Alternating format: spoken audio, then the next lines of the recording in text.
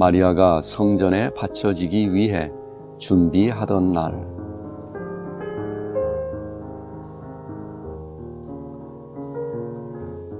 1821년 10월 28일 카타리나 에머릭은 깨어있는 상태에서 환시를 보았는데 다음과 같이 설명했습니다.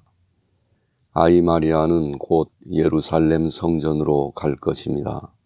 벌써 며칠 전 나는 3살 난 아이 마리아가 그녀의 집에서 안나 앞에 서서 기도에 대한 지도를 받는 것을 보았습니다. 곧 사제들이 성전에서 그녀를 맞이할 준비를 하기 위해 아이를 검사하러 오게 되어 있었기 때문입니다. 오늘은 이 행사를 준비하는 잔치가 안나의 집에서 열리고 있었으며 그곳에 남녀 친척과 아이들이 모여 있습니다. 또한 3명의 사제가 있었는데 한 분은 세포리스에서 온 안나 아버지의 조카고 한 분은 나사렛에서, 3번째 분은 나사렛에서 약 4시간 거리에 있는 산에서 왔습니다. 이 사제들은 한편으로는 마리아가 성전에 헌납되기에 적합한지 여부를 확인하고 또 한편으로는 성전에서 규정된 의복을 지키도록 그녀의 복장에 대한 지시를 내리기 위해 왔습니다. 의복은 속옷, 상의복, 그리고 다른 색깔의 긴 겉옷, 3가지 형태의 의복이 있었습니다. 비단과 양모로 된 2개의 화관과 알치형 왕관도 있었습니다.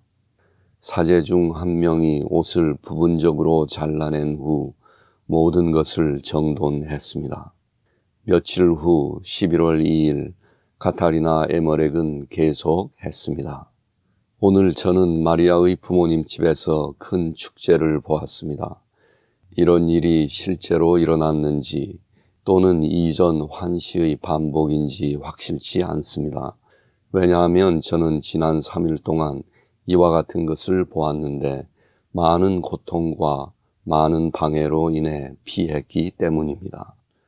3명의 사제들은 아직 거기에 있었고 그들 외에도 여러 가족과 친척들이 그들의 어린 딸들과 함께 그곳에 있었습니다. 예를 들어 안나의 큰딸 마리아 헬리와 마리아보다 훨씬 더 튼튼한 그녀의 7살 된 딸 마리아 클레오파스가 있었습니다. 마리아는 매우 섬세한 외모를 가지고 있으며 붉은색이 도는 매끄럽지만 끝이 구부러진 머리를 하고 있습니다.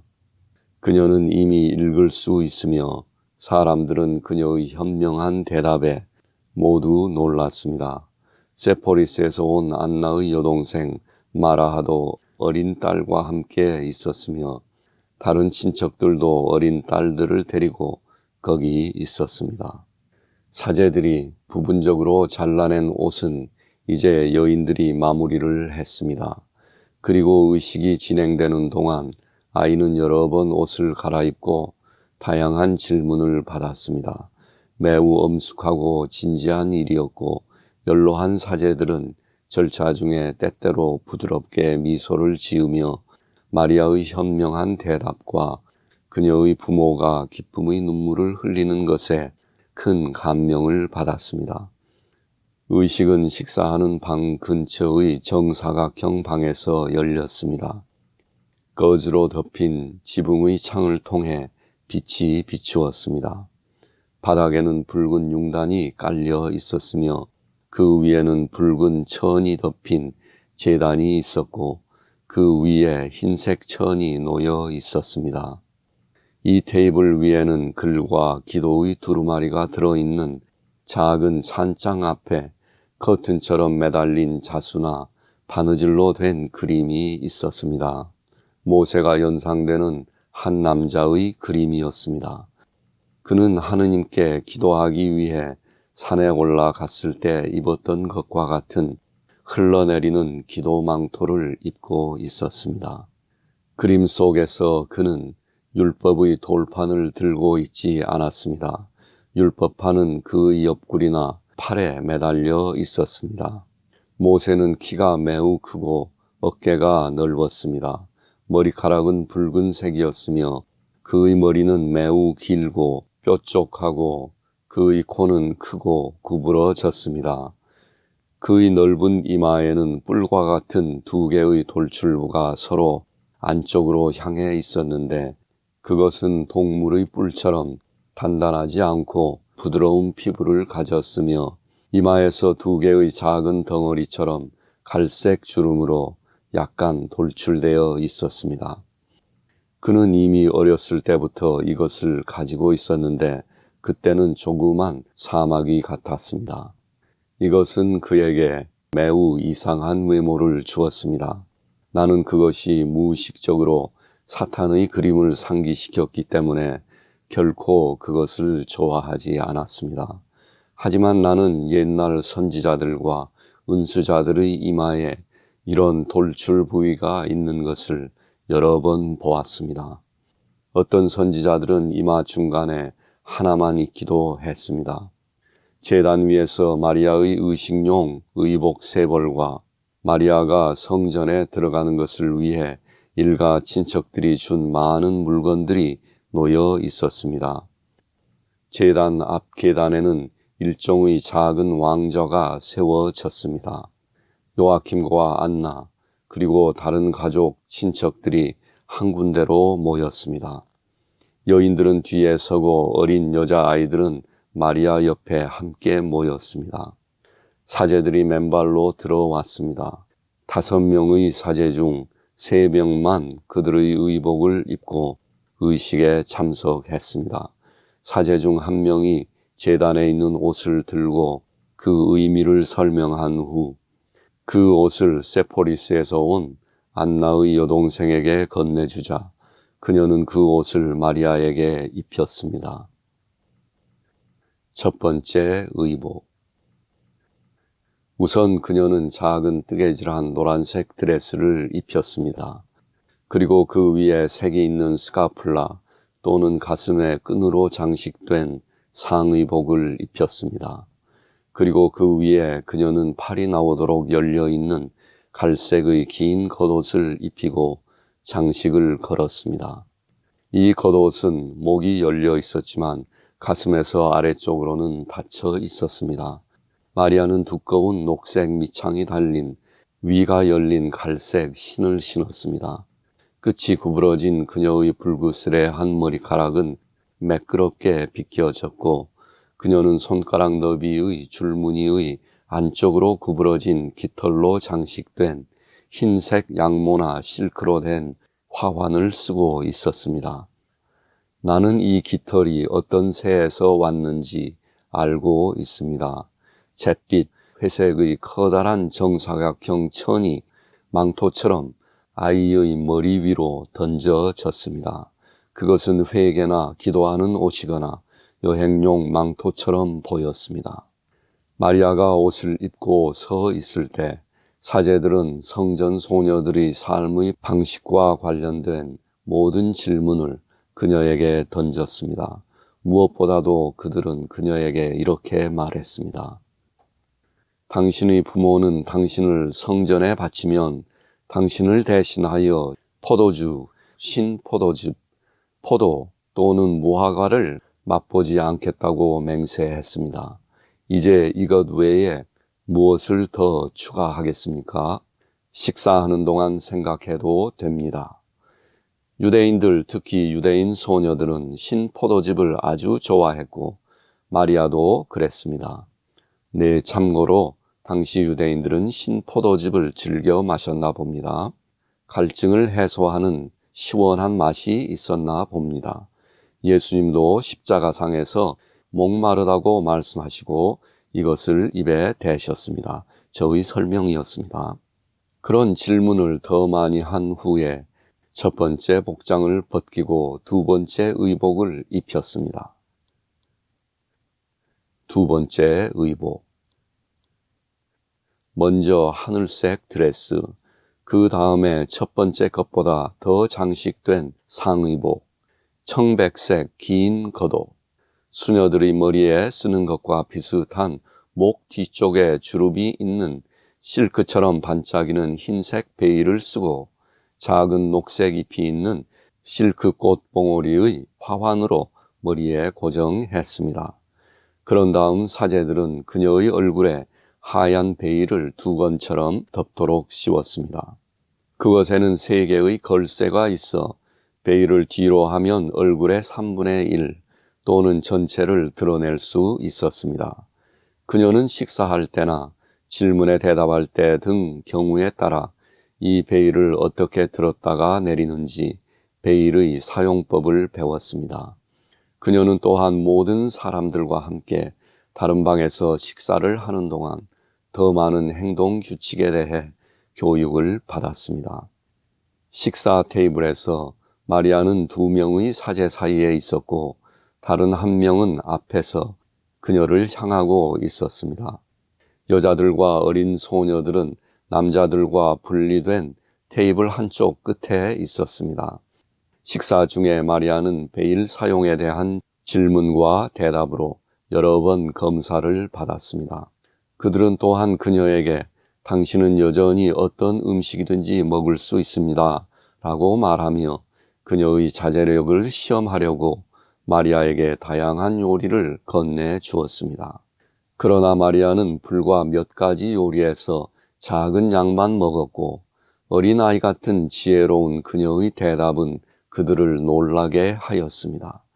나는 식사하는 동안에 또 전체 시험 기간 동안에 천사들이 그녀 옆에서 마리아를 돕고 인도하는 것을 보았습니다. 3번째 복장. 식사가 끝나자 모두 다른 방으로 가서 제단 앞에 섰습니다. 그곳에서 아이는 다시 옷을 벗고 의식복을 입었습니다. 이번에 그녀는 노란색 꽃무늬가 있는 보라색을 띤 파란색 드레스를 입었습니다. 그리고 그 위에 여러 가지 다른 색상으로 수놓은 상의복을 입고 그 위에 보라색을 띤 파란색 긴 가운을 입었는데 다른 옷보다 더 웅장했으며 옷자락은 짧고 둥근 모양이었습니다. 이 겉옷의 앞쪽 양쪽에는 수놓은 3개의 은색 줄무늬가 있었는데 그 사이에는 금색 장미꽃 봉오리가 흩어져 있었습니다. 겉옷은 몸통의 아래쪽 가장자리까지 열려 있었고 팔이 있는 양쪽에 2개의 주머니를 형성했습니다. 몸통 아래에는 단추나 고리로 고정되어 있었지만 밑단까지 내려오는 5줄의 은색 자수가 보였고 밑단 자체도 자수가 되어 있었습니다. 이 겉옷의 뒷면은 크게 접혀서 양쪽 팔 아래로 나와 있었습니다. 그 후 흰색과 보라색을 띤 파란색 색상으로 빛나는 멋진 베일을 씌웠습니다. 이제 그녀의 머리에 씌워진 관은 얇은 금속으로 된 넓은 띠로 아래보다 위쪽이 더 넓고 그 위쪽 가장자리는 꼭지가 있는 점으로 뒤엎여 있었습니다. 왕관 상단에는 5개의 넓은 금속띠가 가운데서 만났습니다. 이 금속띠는 실크 가닥으로 덮여 있었고 넓은 금속띠의 바깥쪽은 작은 실크 장미와 5개의 진주 또는 보석으로 장식되어 있었습니다. 띠의 내부는 금빛으로 빛났습니다. 의복을 입은 마리아는 사제로부터 이 의복의 중요성에 대해 설명을 들은 후 계단으로 올라가 제단 앞에 섰습니다. 어린 소녀들도 그녀 옆에 섰습니다. 그런 다음 아이 마리아는 성전에서 포기하기 위해 자신을 묶을 것이라고 선언했습니다. 그녀는 고기도 생선도 먹지 않고 우유도 마시지 않으며 갈대의 속과 물로 만든 음료만 마실 것이라고 말했습니다. 그것은 약속의 땅에서 가난한 사람들이 마시는 것입니다. 때때로 그녀는 물에 약간의 테러빈 나무 즙을 넣었습니다. 이것은 흰색 당밀 기름과 같이 상쾌하지만 발삼처럼 고급 음료는 아니었습니다. 그녀는 모든 향신료도 포기하고 노란색 베리 외에는 과일을 먹지 않겠다고 말했습니다. 나는 그것을 잘 알고 있습니다. 이 나라에서는 아이들과 가난한 사람들만 그것을 먹습니다. 그녀는 맨 땅에서 잠을 자고 밤에 3번 일어나 기도하겠다고 말했습니다. 다른 성전 소녀들은 한 번만 일어납니다. 마리아의 부모는 그녀의 말에 깊은 감동을 받았습니다. 요아킴은 아이를 품에 안고 울면서 말했습니다. 오, 사랑하는 내 딸아, 너무 힘들게 하지 마라. 내가 그렇게 혹독하게 살면 늙은 아버지는 너를 다시는 보지 못할 것이다. 그러나 사제들은 그녀가 다른 사람들처럼 밤에 한 번만 일어나야 한다고 말했고, 다른 조건도 더 관대하게 했습니다. 예를 들어 큰 축일에는 그녀가 생선을 먹도록 했습니다. 사제들은 또한 아이 마리아에게 말했습니다. 지참금이나 의복이 없이 성전에 들어온 많은 소녀들은 부모의 동의를 얻어 사제들의 피로 물든 거친 모직 천 옷을 세탁해야 할 의무가 있단다. 이것은 때론 손에서 피가 나는 힘든 일이다. 하지만 너는 부모가 이미 너가 성전에 머무르는 비용을 지불했으므로 그런 일은 할 필요가 없다. 그러자 마리아는 그녀가 그 일을 할 만한 가치가 있다면 그 일을 기꺼이 자신이 하겠다고 주저없이 즉시 선언했습니다. 그리고 질문과 답변이 진행되는 동안 의식은 끝났습니다.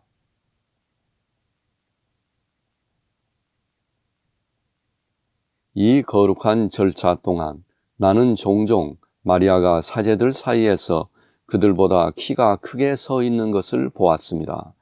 사제들은 기쁨에 찬 놀라움으로 가득 차 있었습니다. 의식이 끝날 무렵 나는 마리아가 사제들 중 수석 사제로부터 축복을 받는 것을 보았습니다. 그녀는 두 사제 사이에 약간 높은 왕좌에 서 있었고, 그녀를 축복한 사람은 다른 사람들과 함께 그녀를 마주하고 있었습니다. 사제들은 두루마기 기도문으로 기도하며 서로 대답했고, 수석 사제가 그의 손을 그녀 위로 펴고 그녀를 축복했습니다.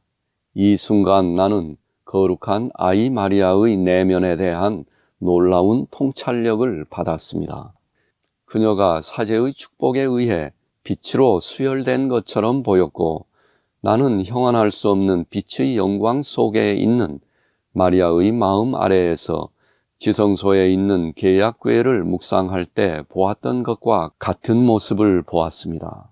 멜키세덱의 성장 모양의 빛나는 공간에서 나는 형언할 수 없는 축복의 모습을 빛의 형태로 보았습니다. 마치 옥수수와 포도주, 살과 피가 서로 연합하려고 애쓰는 것 같았습니다. 나는 동시에 이 모습 위에 그녀의 마음이 성전 문처럼 열리고 상징적인 보석으로 둘러싸인 신비가 어떻게 그녀의 열린 마음 속으로 이동하는지 보았습니다. 그것은 마치 계약궤가 성전의 지성소로 들어가는 것을 본 것 같았습니다. 그런 후 지상에서 가장 높은 선이 그녀의 마음에 안치되었는데, 나에게는 타오르는 신심의 빛으로 가득 찬 거룩한 아이 마리아만 보였습니다. 나는 그녀가 변모되어 땅 위에서 맴돌고 있는 것처럼 보였습니다. 이 시현 동안 나는 사제들 중 즈카랴라고 생각되는 한 사제가 마리아가 구원의 신비의 선택된 그릇이라는 내적 확신의 영감을 받았다는 것을 인식했습니다. 나는 그가 내 환상에서 그녀에게 들어간 축복으로부터 광선을 받는 것을 보았습니다. 사제들은 이제 축복받고 가장 훌륭한 의복을 입은 그 아이를 많은 감동을 받은 그녀의 부모에게로 인도했습니다. 안나는 마리아를 가슴에 들어올리고 다정하면서도 엄숙한 키스를 했습니다. 요아킴은 깊은 감정으로 진지하고 경건하게 그녀의 손을 잡았습니다. 마리아의 언니는 모든 것을 자제한 안나보다 훨씬 더 활기찬 방식으로 아름다운 드레스를 입은 축복받은 아이를 껴안았습니다. 마리아의 진녀인 마리아 클레오파스는 여느 아이들처럼 즐겁게 팔로 목을 껴안았습니다. 마리아는 참석한 모든 사람들로부터 인사를 받은 후 그녀의 의복을 벗고 평범한 옷으로 다시 나타났습니다. 그리고 저녁이 되자 일부 사제들을 포함한 몇몇 손님들은 집으로 갔습니다. 나는 그들이 서서 가벼운 식사를 하는 것을 보았습니다. 낮은 탁자 위에는 과일과 빵이 있는 그릇과 접시가 있었습니다. 그들은 모두 한 잔에서 마셨습니다. 여인들은 따로 먹었습니다.